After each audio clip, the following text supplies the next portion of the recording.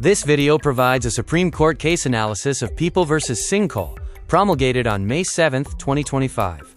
It examines a landmark ruling regarding unlawful aggression and the mitigating circumstance of passion or obfuscation.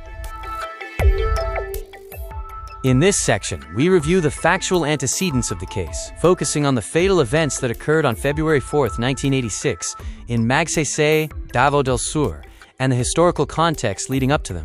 The incident involved three main events: an attack on the father, Andres, subsequent self-harm by the accused, Leopoldo, and an assault on his sister-in-law, Egmedia, and his nephew, Jonathan. Following the 1986 incident, Leopoldo fled.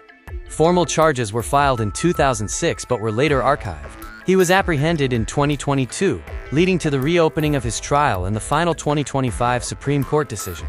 The court evaluated several legal issues, specifically claims of self-defense, the prescription of offenses, and the application of mitigating circumstances under the revised penal code. The prosecution argued the killings were intentional, while the defense claimed self-defense against the father, and argued that the accused was out of his senses due to trauma during the later attacks. The Supreme Court rejected the self-defense claim, noting that unlawful aggression ceased once the father was incapacitated. Furthermore, the court found the use of force exceeded reasonable necessity. Regarding the 36-year gap, the frustrated homicide charge was dismissed due to prescription. Under Article 63 of the revised penal code, the court applied a lower penalty for parricide due to the presence of a mitigating factor. The court recognized passion or obfuscation under Article 13(6). The parricide resulted from suppressed resentment, and the accused's post-crime conduct indicated a loss of control, not malice. This table summarizes the charges. Parricide was affirmed with a modified penalty, murder was reduced to homicide, and the charge involving the nephew was dismissed due to prescription.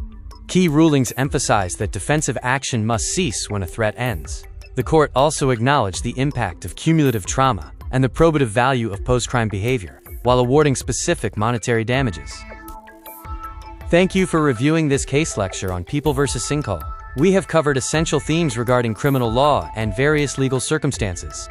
Finally, here are the image sources used in this video for your reference.